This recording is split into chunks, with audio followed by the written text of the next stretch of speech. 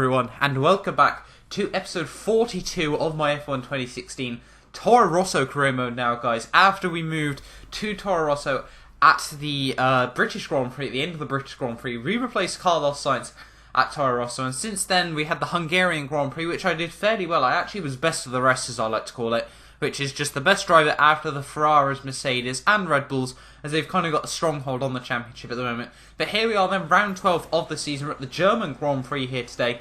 As you can see, moving on to my track line utilization lap straight away. The Toro Rosso felt a lot better around this circuit. Not really too sure why. I think it's just where it's a little bit more higher speed corners over Hungary. You know, Hungary's all very, very slow speed, sort of second and third gear corners. Whilst Germany's sort of, you know, fourth and fifth gear corners more and more, which, you know, I think suits the car a lot more. But we smashed our track acclimatization lap, and I think we're also going to smash our quali simulation lap. Yes, we do there, guys. So very, very smooth free practice there. After obviously Hungary didn't go so well for us, you know, trying to get used to the car and whatnot, just really didn't work out well for us there. Last time out, but still then, you know, P9 overall in qualifying there.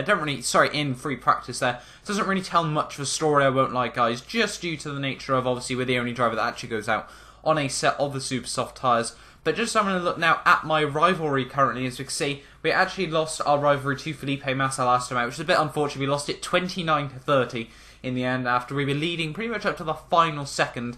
But we actually managed to get one upgrade down on the car. That was the upgrade that the team had already applied before we managed to move to this Toro Rosso. But hoping, you know, we can get some more upgrades on over the coming weeks. You know, obviously we want to try and max out this car on this game, but probably, well, I don't know, we may get a contract offer at the end of Season 1. I'm kind of hoping, you know, I moved to Toro Rosso banking on that opportunity for Red Bull at the end of Season 1. But coming up towards the line there, at the end of my first Q1 lap, as you can see, we actually managed to go on a set of the soft tyres there. We're just trying to get through on the set of the softs. As you can see, we're down in P17 at the moment, but we've actually come back out on a set of the super softs far too late in the session there, guys. We didn't manage to get a lap in there, unfortunately, in the end, which has meant we've actually came out in P17 there, guys, at the end of qualifying, which was really not what we wanted. We still managed to beat my teammate there, and we were on a set of the harder tyres there. But unfortunately, that's meant those tyres are basically pointless.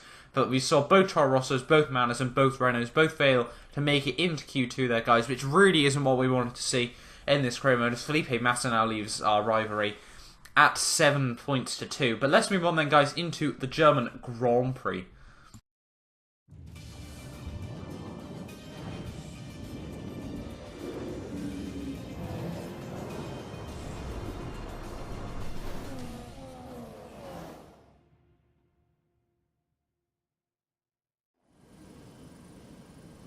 Good afternoon and welcome to a place that is very special to us all in the Formula One community.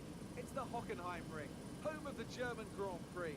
Always good for a close scrap is Hockenheim. Think back to Alonso, Ricciardo, Vettel as recently as 2014, and I'm expecting some more strong racing today. We're racing in the Rhine Valley this weekend at the home of many of the sport's finest competitors. The 2.8-mile Hockenheim Ring requires precision through the technical stadium section and great raw speed down the long, flat-out curve towards the popular overtaking zone of the Turn 6 hairpin. Watch out for a lot of wheel-to-wheel action there today. And joining me on this journey today is Anthony Davidson. Now, Ant, it's the home race for Mercedes, so tell me from your perspective as a driver, does a team's attitude change for their home race? Obviously a home victory, particularly good marketing, you think, play on the national pride side of things a bit, but do you see that all come through at all? Not really, to be honest. I mean, you do get a bit of a pep talk, I suppose. There's certainly somewhat of a raised sense of importance when it's the team's home race, but at the end of the day, we're all professionals. I mean, I want to win every race I compete in, and the teams want to win every race they compete in too. So the stakes are unbelievably high at this level. The effort is 100%, 24/7 all year round, whether it's your home Grand Prix or not. The season is going well for us so far. Let's keep this momentum going and deliver another good result here. So before the off, let's remind ourselves of yesterday's qualifying session with a look at the starting grid. Nico Rosberg is on pole position today after coming out on top of a difficult qualifying. And it's Lewis Hamilton alongside. Looking down the rest of the grid, we have Raikkonen, Vettel, Max Verstappen, and Massa, Ricciardo, Button, Perez, and Roman Grosjean, Alonso, Bottas, Nico Hülkenberg, and Ericsson, Gutierrez, Nasser, a Toro Rosso, and Daniel Kvyat. Harrianto and Wehrlein, Jolyon Palmer and Kevin Magnussen rounds off the grid. Now it's almost time to lights out, so let's go down to the track. So here we are then, guys, on the grid, ready for the German Grand Prix. It's going to be a very, very exciting race, starting from a lot further down than we're typically used to in this career mode here. But today, obviously, it should be a one-stop race. Tyre around this track is very, very iffy. I think the super softs grain incredibly poorly, but the mediums just have no pace. So I think the softs are going to probably have to be our best friend here. But we're going to try and go on to a set of mediums at the beginning of the race. No, we're not. We're going to try and gamble the soft tyres at the beginning and then have the pace at the very end. Try and undercut the AI in terms of strategy. We're also going to underfuel the car. Pretty much put it on the limit of, when you can safely make it to the end on standard revs. Fuel around here, is quite an interesting one. Just because if you save it, you lose a lot of time. Obviously, like you naturally do around tracks. But still, let's move on then into the Grand Prix. 2 lights, 3 lights, 4 lights, 5 lights. Ready for the German Grand Prix. And it's lights out and away we go. There are Marcus Ericsson, my old teammate, gets off to a pretty poor start. Felipe Nasr already is trying to jump him up in the inside into turn 1 there. We're just going to play it cautious around the outside. My teammate Danny Kvyat there just completely cuts across my line there. Not too sure what he was thinking about that. He tried to completely squeeze me off the circuit there, guys. But we're going to move back up the inside of him and both Saubers there into turn 2. We move up into P15 of the Grand Prix. Gutierrez and Alonso get very feisty, so we're going to be able to capitalise on both of those guys as well. Get 2 switchback moves on those two. And we move up into P13 now of the Grand Prix. So after I thought turn 1 hadn't gone very well, we've definitely been able to recover that. We can see there's a huge divide between the top half of the grid and the bottom half. As you can see, there's an absolute skirmish just ahead of me here. As you can see, hoping these guys make a few mistakes. Hulkenberg's looking very, very feisty on Roman Grosjean here. Don't know whether we're going to be able to capitalise on those two, but as you can see, they both get caught up on each other. We nearly go over the overtake on Roman Grosjean, but just like, slide into his rear end there, guys. Just given the warning that we're there, but hopefully, we can make the overtake into the next few corners. Not really too sure where our overtaking places are in this final sector. You can probably get an overtake into turn 1, but we get an absolutely beautiful run there through the fast right-hander. We move up the inside of Roman Grosjean into the stadium hairpin there, guys, and up into P12 we go now. And obviously, you've got to remember, guys, we are on a set of the soft tyres here, so we're on the slower tyres as well in comparison to pretty much all the AIs. Now we're trying to look up the inside of Nico Hulkenberg here. He gets squeezed out slightly wide there, compromising his run, and now we move up into P11 of the Grand Prix there, guys. So already made up 6 positions in that first lap. It's looking very, very strong for me at the moment. And next up on my hit list is Jensen Button. As you can see, coming into the stadium section on the end of lap 2, we had a look around the outside there, but that's not going to be able to work.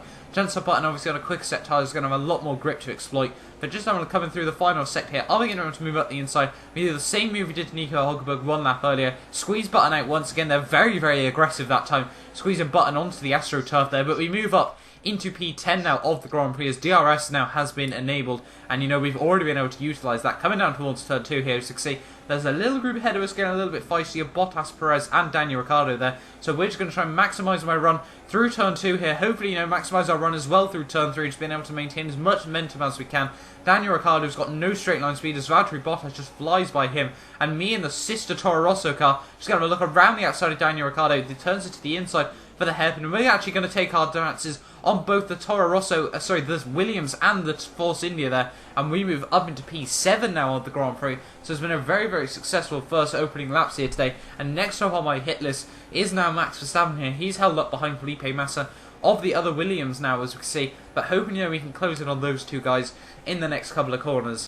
But let's just follow then on board through these final couple of sectors. Sergio Perez now having a look at me, going back up the inside there. We given the room on the inside, tried to look for the cutback move there, but it's not really going to pay dividends there, as Sergio Perez just on obviously a set of super soft tyres here. It's going to have so much more grip than me, but we get a good run at the hairpin there, guys. Hold it up the inside into the fast chicane, well, I say chicane, sort of the S section there, and we go try and look around who's outside there, but we don't unfortunately manage to get it. We cut the final corner there, trying to maximise our run, but unfortunately that does not work out as well, as Sergio Perez now has retaken P8 in the Grand Prix, but coming through turn 1, run a little bit wide. They have to avoid the DRS sign on the exit there. We got the DRS though on the end, and we're going to have a look up the inside of Sergio Perez. No, we don't. Valtteri Bottas has a look up my inside there, and is Bottas going to be able to make that position stick? We have the inside for turn 2, but he's just going to have an absolutely beautiful run, and we make contact with him. That forces us out of shape slightly there, and Bottas is going to be able to make the move. Jensen Button now is looking to try and get back past me here, and Button's going to have a look up the inside. We're going to try and go very, very defensive on him, but he thinks better of it with that poor straight line speed. And we go back up the inside of Valtteri Bottas, make contact with Sergio Perez there, guys,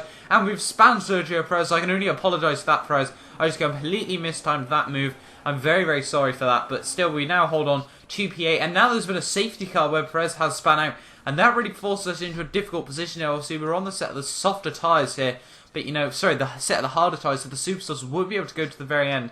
So our only chance now, if we wanted to go to the very end after the safety car, would be go onto a set of the medium tyres. But I've decided I'm going to stay out, keep track position here, Obviously, all these guys on the set, the Superstars, are going to have to make their pit stops here. But coming out, let's have a look then. We skip to the end of the qualifying of the safety car, session. As you can see, Lewis Hamilton just ahead of me there on set mediums. He actually managed to stay ahead of me and make a pit stop there. So he's pretty much probably just going to be able to romp off into the distance. But these two on the end of the safety car restart here, guys, in this German Grand Prix here, are we going to be able to actually make a move on Lewis Hamilton? We got Nico Hulkenberg right behind me. All these guys pretty much, bar about 3 cars just up behind me, have actually made pit stops here, which isn't going to look very good for us. But unfortunately, we completely bottled that safety car restart, guys.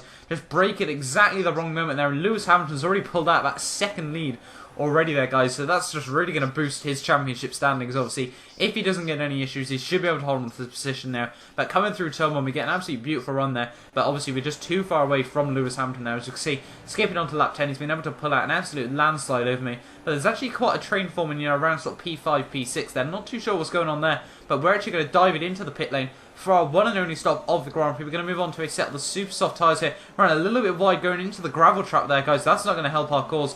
See, get the slowing down for the pit lane speed limit line absolutely perfectly there. But coming into the pit lane now, obviously we just want to come out in a high position as we can. I actually was thinking about it. We wanted to come out just, sort of at the back end of this train, hoping we can make all these positions stick. We're coming out the pit lane. What position are we going to move into? It's going to be last place, so we're going to have to make a comeback drive in these last 7 laps of this German Grand Prix here, guys. It's going to be very, very fun, obviously, on the set of quicker tyres. These guys are all now on the mediums, trying to go to the very end of the Grand Prix. And now straight away skipping on to the start of lap 12 here, you see, looking at the inside of Jolyon Palmer there, we're getting very, very feisty. We've actually moved up into P21. Now P20 is a couple of other drivers, the 2 drivers that had actually stayed out with me have made their pit stops now. We're going to have a look at the inside of Jolyon Palmer for P19 into turn 2 there, and obviously a very, very textbook move.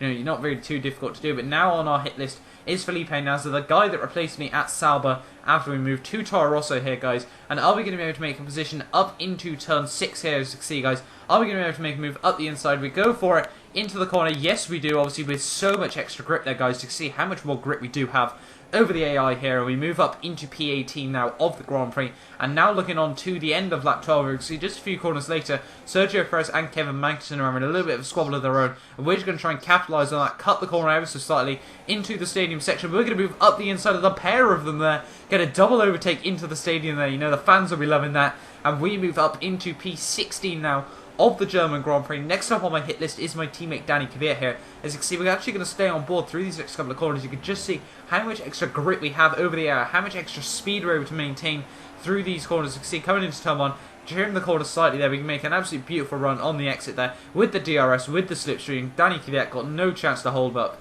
And we move up into P14 now of the Grand Prix. Next up on my hit list is the Haas. There's a huge trade of cars just up the road here. We got 4 laps to catch them all, as we actually go purple there in the first sector as well. But my teammate Danny Kvyat was having a little look back at me there, but unfortunately for him, he didn't make the position stick. But now we've got both Haas there of Roman Grosjean and Esteban Gutierrez, and we get an absolute beautiful run on Grosjean there. We make a little bit of contact with his rear end, but we still make the move into the stadium section 1 again, turning into one of my favourite overtaking places in this Grand Prix here, as now on my hit list is Esteban Gutierrez here. Are we going to be able to make a position into the final couple of corners? Yes, we do, and we move past both Haas there in the space of 5 corners there. Can't really complain about that. And next up on my hit list is Daniel Ricciardo, and he's going to be the last person before we're going to be able to get into the points here now, guys. But now skipping on to lap 50, as you can see, Marcus Ericsson there is now just up behind Daniel Ricciardo now, as he's now the next person on our hit list. My old teammate here just missed out on the points, unfortunately for him, but hoping that we can demote him even further down here. Are we going to be able to make a move